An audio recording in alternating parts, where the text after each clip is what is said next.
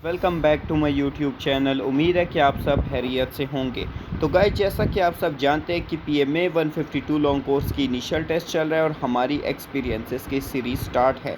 तो दोस्तों, experiences share करने का मकसद यही होता है। तो एक तो ये क्वेश्चन काफ़ी इंपॉर्टेंट और रिपीटेड होते हैं और 80% जो टेस्ट होते हैं वो यही क्वेश्चन रिपीट होते हैं उनमें। और दूसरा ये कि आप लोग को पता चल जाता है कि किस टाइप के एमसीक्यूज़ आने हैं, ताकि उस लिहाज से आप लोग अपनी प्रिपरेशन जारी रखें।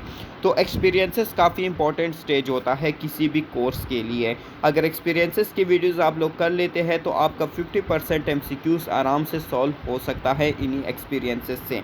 तो उम्मीद है कि आप लोगों को एक्सपीरियंसेस की वीडियो अच्छी लग रही है। ये सीरीज़ जो हमने स्टार्ट की है इंशाल्लाह आप लोग के लिए काफ़ी हेल्पफुल साबित होंगी। इसके पहले भी काफ़ी वीडियोस अपलोड हो चुकी है। आज इसका पार्ट 4 हम अपलोड कर रहे हैं। तो चलो आपका टाइम वेस्ट नहीं करते, डायरेक्ट वीडियो को स्टार्ट करते हैं। तो आज की वीडियो में हम डिस्कस करने वाले हैं पीएमए 152 लॉन्ग कोर्स 19 मई 2023 initial test experiences from all centres part 4। तो ये कल के एक्सपीरियंसेस हैं 19 मई के। इसके 3 पार्ट्स मैंने कल ही अपलोड कर दिए थे। अगर आपने वो पार्ट्स नहीं देखे तो अभी आप जाकर देख सकते हैं। हम उसके आगे से कंटिन्यू करेंगे। तकरीबन कल हमने 57 टू 60 एमसीक्यूज़ क्लियर कर लिए थे। अगर आपने वो एमसीक्यूज़ नहीं किए तो वो काफ़ी इंपॉर्टेंट एमसीक्यूज़ है, अभी आप जाकर चैनल पर देख सकते हैं। इसके अलावा 17 और 18 मई के भी एक्सपीरियंसेस हमारे चैनल पर अपलोडेड है। तो चलो अपनी वीडियो को स्टार्ट करते हैं। क्वेश्चन नंबर 58 है, तो 57 तक कल हमने क्लियर कर लिए थे। अगर आपने वो नहीं देखे तो देख ले। आज हम 58 से कंटिन्यू करेंगे। तो क्वेश्चन नंबर 58 है हमारे पास, कैपिटल ऑफ बेलारस।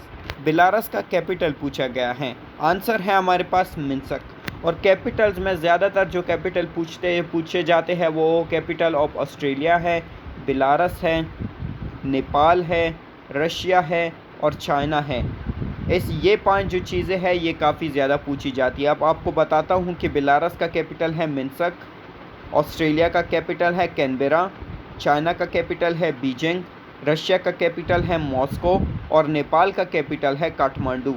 ये 5 कैपिटल के क्वेश्चन काफ़ी ज़्यादा पूछे जाते हैं, इसलिए मैंने सोचा आपके साथ वीडियो में शेयर कर लिए जाएँ, ताकि अगर आपके सामने टेस्ट में आ गए तो आप आसानी से इनको क्लियर कर सकें। इसके अलावा क्वेश्चन नंबर 59 है। आप देख सकते हैं एक ही क्वेश्चन में आप लोगों के 5 एमसीक्यूज़ क्लियर हो गए। अगर आप लोग इसी तरह से वीडियोस को स्किप किए बगैर देखेंगे तो आप लोगों का काफ़ी फ़ायदा होने वाला है और टेस्ट में आप लोगों को पता लगेगा कि आप लोगों ने कितना अच्छा काम किया है। उसके बाद क्वेश्चन नंबर 59 है हमारे पास, Jabali Noor is also known as. Jabali Noor का दूसरा नाम क्या है? आंसर है हमारे पास mount of Noor. Question number 60 है हमारे पास, in terms of area the smallest province is dash. एरिया के लिहाज से सबसे छोटा प्रोविंस कौन सा है? आंसर है हमारे पास NWFE। और आई थिंक सो कि एरिया के लिहाज से सबसे जो बड़ा प्रोविंस है वो बलूचिस्तान है। एक बार कंफर्म कर लीजिएगा, लेकिन मुझे लगता है बलूचिस्तान ही है। और अगर आपसे पॉपुलेशन के लिहाज से पूछा जाए तो वो होगा पंजाब, सबसे बड़ा प्रोविंस। उसके बाद क्वेश्चन नंबर 61 है हमारे पास, OIC formed in dash. OIC कब बना था? आंसर है हमारे पास 1969। उसके बाद क्वेश्चन नंबर 62 है हमारे पास, ग़ज़वा अहज़ाब टुक प्लेस इन डैश। ग़ज़वा अहज़ाब कब हुई थी? आंसर है हमारे पास 5th हिजरी, यानी कि 5 हिजरी को हुई थी। और अगर आपसे पूछा जाए कि ग़ज़वा खंदक कब हुई थी तो वो भी 5 हिजरी को ही हुई थी, क्योंकि ग़ज़वा अहज़ाब का दूसरा नाम जो है वो ग़ज़वा खंदक है। इसमें काफ़ी बच्चे कंफ्यूज हो जाते हैं, कुछ ग़ज़वा अहज़ाब का पढ़ के चले जाते हैं लेकिन उन्हें ग़ज़वा खंदक का नहीं पता होता कि इसका क्या है, तो वो आंसर गलत लगा लेते हैं। लेकिन ये दोनों एक ही चीज़ है। ग़ज़वा अहज़ाब का दूसरा नाम है ग़ज़वा खंदक और ये कब हुई थी? वो हुई थी 5 हिजरी को। क्वेश्चन नंबर 63 है हमारे पास, खिलाफत मूवमेंट स्टार्टेड इन। खिलाफत मूवमेंट कब स्टार्ट हुई थी? आंसर है हमारे पास 1919।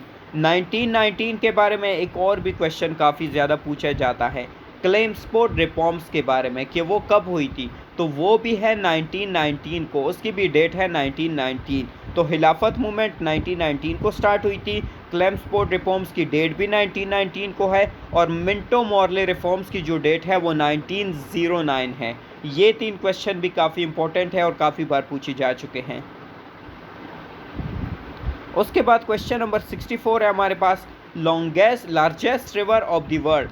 दुनिया का सबसे बड़ा रिवर कौन सा है? आंसर है हमारे पास नाइल यानी कि दरियाई नील, जो कि इजिप्ट में वाक़या है। क्वेश्चन नंबर 65 है हमारे पास एंटोनिम ऑफ वाइल्ड।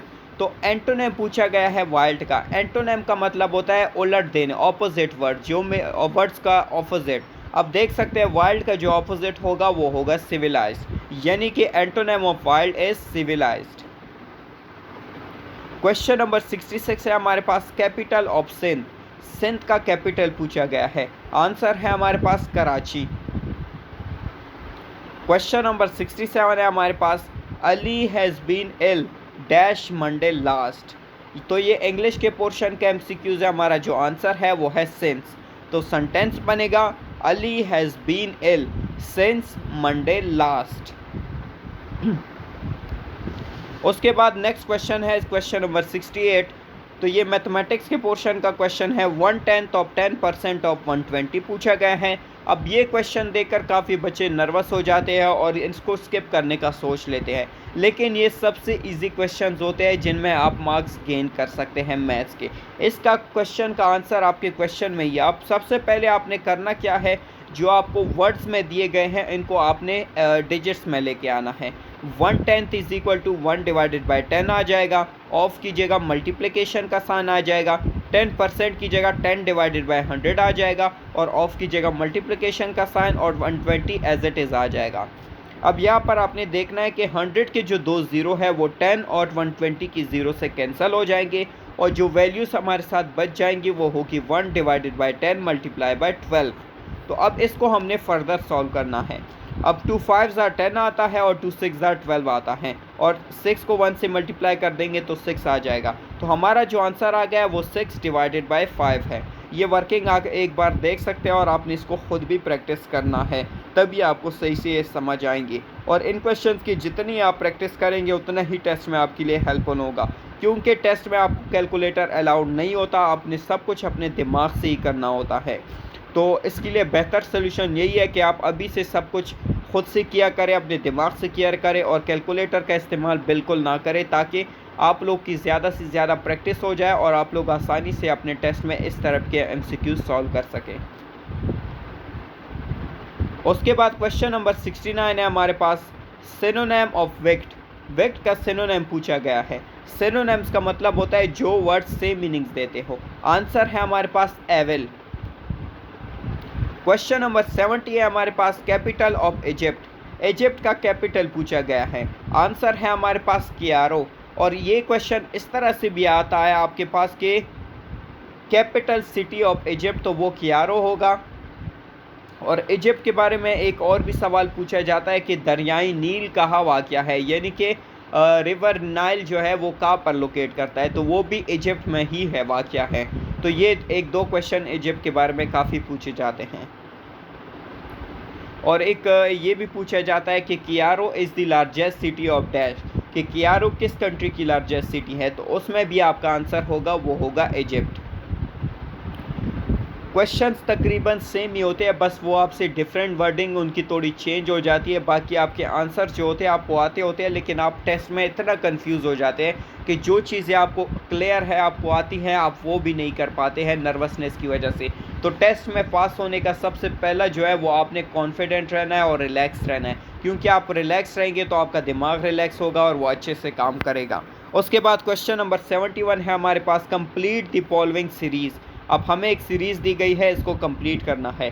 5, 25, 6, 36, 7, 49, 8 डैश। अब हमारा जो आंसर है वो 64 है। 64 कैसे आया ये मैं आपको समझाता हूँ।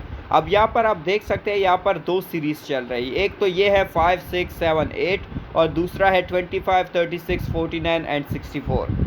अब 64 कैसे आया, अब देख सकते हैं पहला जो डिजिट है वो है 5 है, फिर अगर हम 5 का स्क्वायर लेंगे तो हमारे पास आ जाएगा 25।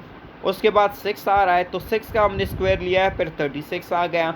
7 आया है नेक्स्ट डिजिट, 7 का हमने स्क्वायर लिया है तो 49 आ गया। उसके बाद 8 आया है तो इस सीक्वेंस को फॉलो करते हुए हम 8 का स्क्वायर लेंगे तो 64 हमारा आंसर आ जाएगा। तो सीक्वेंस के क्वेश्चंस में आपके सामने कोई भी सीक्वेंस आ सकता है, for example addition, multiplication, subtraction, division, square root, इस तरह के आ सकता है आपके सामने। और कई तो ऐसे क्वेश्चन भी होते हैं जिनमें एक या दो जो सीक्वेंस है वो कंबाइन हो जाते हैं। फॉर एग्जांपल आपके एक ही क्वेश्चन में मल्टीप्लिकेशन भी आ जाती है और एडिशन या सब्ट्रैक्शन भी आ जाती है। तो आप लोगों ने हर एक सीक्वेंस को इमेजिन करना है और जो आपको ऑप्शंस दिए गए हैं उनसे मैच करना है। उसमें जो आपका करेक्ट आंसर सही आ रहा होगा आपने उसको टिक कर लेना है। उसके बाद क्वेश्चन नंबर 72 है हमारे पास। Faraz is 10 years old. His sister is twice of his age. After 5 years, Faraz is 15 year old. What is the age of his sister? अब देख सकते हैं फराज जो है वो 10 साल का है, उसकी बहन की एज उसकी एज से दुगनी है। 5 साल बाद फराज की एज 15 साल हो गई, तो उसकी बहन की एज कितनी होगी? 25 साल। अब ये कैसे आए इसकी वर्किंग आपको समझाता हूँ मैं। अब देख सकते हैं जब फराज 10 साल का था तो उसकी बहन की एज उसके एज के दुगनी थी, यानी कि 10 को हम 2 से मल्टीप्लाई करेंगे तो 20 ईयर्स, यानी कि जब फराज 10 साल का था तो उसकी बहन की एज थी 20 साल। अब 5 साल बाद फराज की एज क्या हो गई है? 10 साल में 5 साल ऐड कर देंगे तो 15 साल। 5 साल बाद फराज की एज 15 साल हो गई, उसकी बहन की एज कितनी होगी? 20 साल में हम 5 साल को ऐड कर देंगे तो 25 साल, तो उसकी बहन की एज हो गई 25 साल। तो इस टाइप के क्वेश्चंस में आप लोगों ने कंफ्यूज नहीं होना। अभी कल ही शायद मैंने एक वीडियो में आप लोग के साथ इसी टाइप का क्वेश्चन डिस्कस किया था, जिसका क्राइटेरिया मैं आपको एक बार फिर से समझाता हूँ। काफ़ी बच्चों ने कमेंट सेक्शन में पूछा था कि इसका आंसर ये आता है, ये आता है। मैं आपको वो क्वेश्चन एक बार फिर से ज़ुबानी समझा देता हूँ। उसमें लिखा ये था कि अल्ताफ़ की जो एज है वो 6 साल की है और उसकी बहन की जो एज है वो अल्ताफ़ की एज की दुगनी है, यानी कि अल्ताफ़ की जब 6 साल की है तो उसकी बहन की एज 12 साल हो गई। ठीक हो गया। 20 साल बाद अल्ताफ़ की एज कितनी होगी और उसकी बहन की एज कितनी होगी? अब 20 साल, अल्ताफ़ की जब एज थी 6 साल, 20 साल में 6 साल को ऐड कर देंगे तो अल्ताफ़ की जो एज हो गई वो हो गई 26 साल। ठीक हो गया। अब उसकी बहन की एज कितनी थी? जब अल्ताफ़ की 6 साल थी तो उसकी बहन की एज जो थी 12 साल थी। 20 साल बाद उसकी बहन की एज क्या होगी? तो 20 साल में उसके 12 साल को ऐड कर देंगे तो 32 साल हमारे उसकी बहन की एज आ जाएगी, यानी कि अल्ताफ़ की एज है 26 ईयर्स और उसकी बहन की एज होगी 32 ईयर्स। तो ये क्वेश्चन काफ़ी बच्चों ने पूछा था कि इसका 26 आंसर आता है, लेकिन इसका आंसर 32 है। आप लोगों ने हर एक चीज़ को गौर से पढ़ना है। ये क्वेश्चंस काफ़ी ज़्यादा टेक्निकल होते हैं और इसमें काफ़ी बच्चे कंफ्यूज हो जाते हैं, तो आप लोगों ने इनमें कंफ्यूज नहीं होना, इनको अच्छे से सॉल्व करना है। तो क्वेश्चन नंबर, अच्छा एक और क्वेश्चन भी पूछा था एक बच्चे ने कि टोटल रुकू की तादाद कितनी है कुरान मजीद में? तो गूगल पे कई जगह पे 540 लिखा हुआ था, लेकिन उसका करेक्ट आंसर है 558। और एक दो बच्चों ने पूछा था कि पॉपुलेशन के लिहाज से सबसे बड़ी कंट्री इंडिया है, तो वो I think so China first पे आती है और इंडिया जो है उसका जो है वो सेकंड पे इंडिया आता है। फर्स्ट पे चाइना है और सेकंड पे इंडिया है। तो ये 3-4 क्वेश्चन कुछ बच्चों ने पूछे थे, तो मैंने सोचा आप लोगों को क्लियर करा जाएँ। उसके बाद क्वेश्चन नंबर 73 है हमारे पास। शॉर्टेस्ट सूरा ऑफ द होली कुरान, होली कुरान का सबसे छोटा सूरा कौन सा है? आंसर है हमारे पास सूरह कौसर।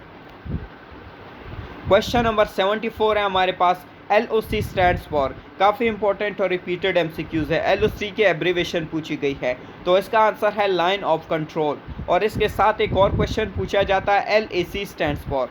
तो ये इन दोनों में काफ़ी बच्चे कंफ्यूज हो जाते हैं और आंसर गलत लगा लेते हैं। अब देख सकते हैं LOC stands for line of control और LAC stands for line of actual control. तो इसमें आपने ख्याल रखना है, आपने सही आंसर को क्लिक करना है। तो दोस्तों उम्मीद है कि आप लोगों को वीडियो अच्छी लगी होगी। इंशाल्लाह नेक्स्ट भी अगर हमारे पास कुछ एक्सपीरियंसेस आ गए तो वो आपके साथ लाजमी तौर पर शेयर किए जाएंगे।